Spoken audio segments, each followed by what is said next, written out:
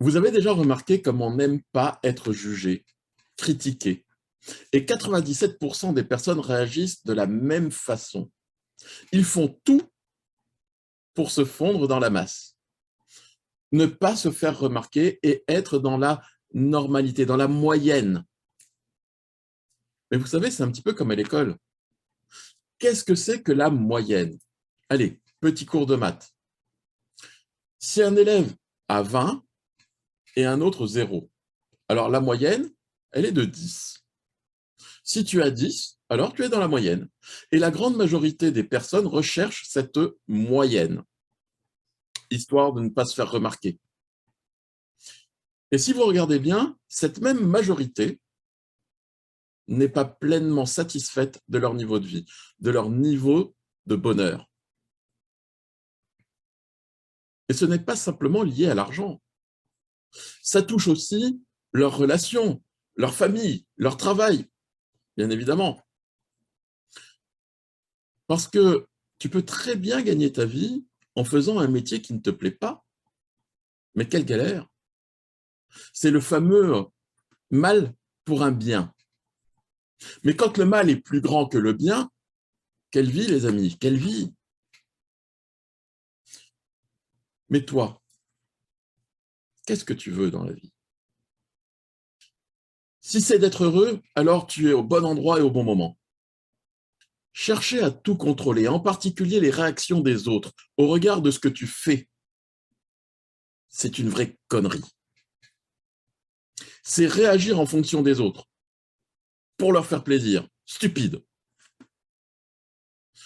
Nous vivons dans un monde où l'incertitude règne en maître. Incertitude au niveau sanitaire, avec ce Covid qui fait des ravages, et pas uniquement au niveau sanitaire d'ailleurs, mais aussi au niveau économique, social, incertitude au niveau de l'emploi. Et qui dit incertitude au niveau de l'emploi dit aussi incertitude financière, aggravée par les augmentations fulgurantes des prix. OK. Alors, si tu veux rester dans la moyenne, parce que cela te convient, pas de problème pour moi. Mais tu sais déjà que ça ne va pas aller en s'arrangeant. Au contraire. Mais toutes ces incertitudes, tu ne peux pas les contrôler. La seule chose que tu peux contrôler, c'est toi. C'est ce que tu vas décider pour toi, pour ta famille, pour vous préserver de ces incertitudes. Et tu sais aussi que ce n'est pas en restant dans la moyenne que les choses vont s'arranger. Alors oui, tu seras regardé, critiqué, envié, mais nous vivons dans un monde où il vaut mieux faire envie que pitié. Et pour faire partie des meilleurs, je l'ai déjà dit, mais je le redis quand même tellement c'est important, il faut déjà commencer par arrêter de chercher des excuses pour tout. Ce n'est pas de la faute des autres si ta situation ne te convient pas. Quand j'étais dans la grande galère, alors je le rappelle pour ceux qui ne me connaissent pas, qu'il y a un peu plus de 10 ans maintenant, j'avais fait une faillite avec plus de 40 000 euros de dette, expulsé de mon logement avec un gamin de 10 ans qui risquait d'être placé. Eh bien, quand j'étais dans cette galère et que mes parents avaient refusé d'héberger mon fils, oui, c'était une difficulté supplémentaire à laquelle je ne m'attendais pas. Et j'aurais pu leur en vouloir énormément et me servir de cette situation pour ne pas me lever le matin et déprimer, pour ne pas aller au travail à 6 heures du matin, sachant que je rentrais souvent vers minuit. Non. En fait, je leur en suis vraiment reconnaissant parce que de leur réaction, j'en ai tiré une motivation extrême, non seulement pour faire les choses, mais pour me rétablir le plus rapidement possible. C'est donc en partie grâce à eux, grâce à leur réaction, que j'ai remboursé 40 000 euros en 10 mois.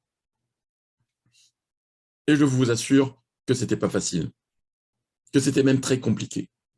Donc, arrêtez d'essayer de contrôler l'incontournable. 2, arrêtez d'acheter des excuses au rabais.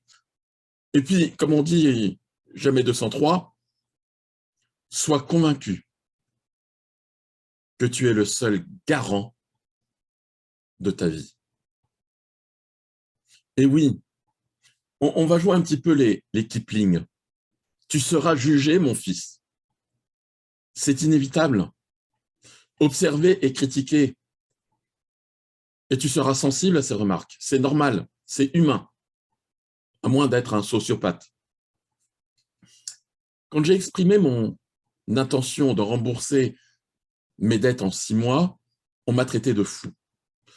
Quand je me suis mis en action, on m'a conseillé d'arrêter, ne serait-ce que pour préserver ma santé. Et on m'a dit aussi que je courais après l'impossible. Quand au bout de 6 mois, je n'avais pas remboursé l'intégralité de mes dettes, on s'est moqué de moi. Ouais, je te l'avais bien dit.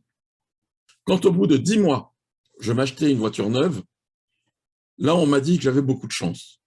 Alors oui, l'opinion des autres fait mal, fait très mal. Je ne vais surtout pas vous dire le contraire. Et si vous ne pouvez pas contrôler l'opinion des autres, vous pouvez contrôler ce que vous pouvez faire, vous devez faire pour vous-même. Et au lieu de choisir de croire les opinions, parce que ce ne sont que des opinions, vous pouvez choisir de lutter contre, de montrer votre détermination. D'abord, parce que ce ne sont que des opinions et que les opinions changent. Pour ma part, les mêmes personnes qui m'ont dit que j'étais complètement fou sont passées très rapidement à « tu as eu de la chance ». Et quand je leur ai proposé de profiter de la même chance que celle que j'avais, personne, mais personne n'a accepté. Parce que toutes ces personnes ont préféré rester dans la moyenne. Mais les opinions changent aujourd'hui. Pour elles. Et je ne suis plus fou.